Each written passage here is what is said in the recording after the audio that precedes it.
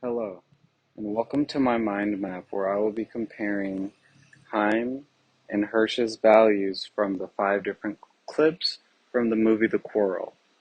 Um, Hirsch is a rabbi who has very, very strong Jewish beliefs, and Haim is a agnostic who has clashing values, but they have um, very similar viewpoints and end goals, but their strategy to be able to get there is displayed very differently. Some of the biggest things um, that they disagreed on was a sense that they both value accountability, but where that is seen is different. Um, Hirsch believes that accountability is important to take ownership um, and take acceptance of your role in any sort of situation and problem. And he believes that that accountability can stretch out to a sense where it's bigger than something you may have actually done, but taking accountability for your whole culture in a sense. And through Jewish values, the community of behind Judaism has a very, very bonded and collective process, so they all take accountability for actions that happen to all Jews versus just personal Jewish accountability. So he kind of takes accountability into more of a sense of a very, very overarching theme that you can take accountability for things you may not have done, versus in Haim's viewpoint, accountability is something that you take when you have done something that deserves that you need to take ownership for. He doesn't believe that you should take ownership for someone else's problems, actions, or values because they make that decision themselves. Haim seems to come at things from more of a reality based and acceptance of individuality. Um, Hirsch comes into it with more of a religious mindset and believing that things do happen for a reason, that your path is already plotted for you, and ultimately that God does exist. Um, Himes claims is that if God does exist, how can he be so cruel? How can he be so unfair? Um, and how high of a regard that God is held to, it doesn't make sense for him to be real if he hasn't had the positive impact in Himes' head that is promoted and preached over and over again in several different religions of the higher power. I believe that Heim and Hirsch had really good points between the two that I actually saw a lot of resonation with. When it comes to Hirsch, I resonated with everything happens for a reason, that God exists, and that accountability is something that does stretch to taking accountability for, not necessarily in my head, I don't believe you should take accountability for every single person's actions within your culture, community, or even family, because individual decisions are individual decisions, and that's where I sided with Chaim in that same regard, because I believe that accountability is very much so a you take accountability for your actions and I will take accountability for mine. So I definitely agreed with Chaim in that aspect.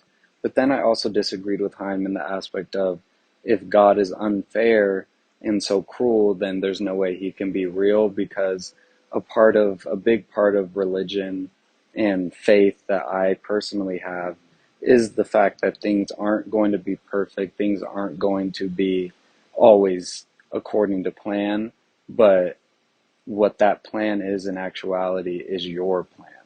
It's not what God's plan for you is, or in any sort of religion, whatever your higher power is, it's not what the higher power may have believed was the plan for you in every instance, but what doesn't go according to your personal plan can be seen as an unfair reality because you want something, but what is necessarily meant for you can be different. And that's where I disagree with Heim in the sense of if God is cruel and fair, because I personally have had very, very unfair days and cruel days that with different situations, but what Christianity has taught me is that that's not really cruelty or suffering. It might feel like that in the moment, but above all, that is temporary.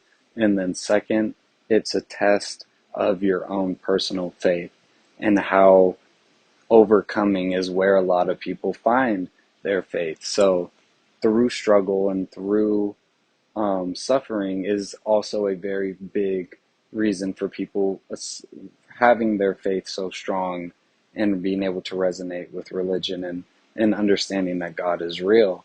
Um, I think that it's really interesting, the two trying to convince each other. And Hirsch made the point in, I believe it was the fourth clip, about if everything is happening to you and things are happening without reason, and there you can't seem to create a this happened because of this, then your next step is to have to explore the options of the unreasonable. And I believe that that's true in a lot of cases, because sometimes things happen to people, and the the less religious way to think about it is, I'm so unlucky, I just got so lucky, because things happen that you weren't expecting or may not have even thought were a reality for you. But the concept of being lucky in my head is being blessed, and those things that may appear in your life, they may not have a reason in the sense that you didn't expect them to be there. You have no sorts of explanations for how things come into your life and why they are coming into your life. But for me, I take it a step outside of reason and do believe that things happen to us for a reason and that they are put in front of us with a specific purpose for us to follow. So that's where I kind of sided with Hirsch and Heim. But I believe that definitely religion is a very, very real thing, on top of higher powers being a real thing. And for me, I believe that God is the only higher power that is real. But I understand that God can present himself in many different avenues and facets, that it may resonate with somebody in a sense of Buddhism or in a sense of Hinduism that may make more sense, but in my head, it's just God, and in whatever version or image you get from him is really just him in different forms. And I personally just believe that Christianity is the true religion, but my basis doesn't come from pure fact. Mine comes from pure faith. And that's just why I have my beliefs the way that they are.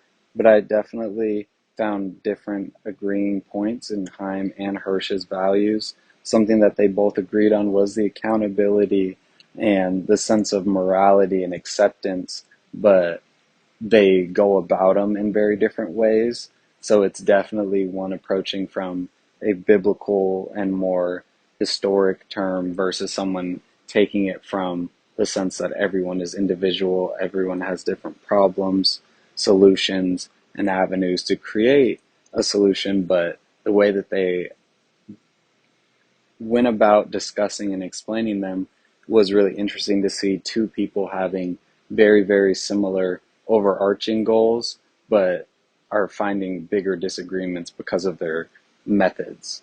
And that's something that I think can span across multiple different arguments, whether it's religious, political, economic, all sorts of different avenues. But a lot of things come from method and strategy rather um, than your true reasoning and your intent behind, because most intent comes with the intent to be a better and positive force.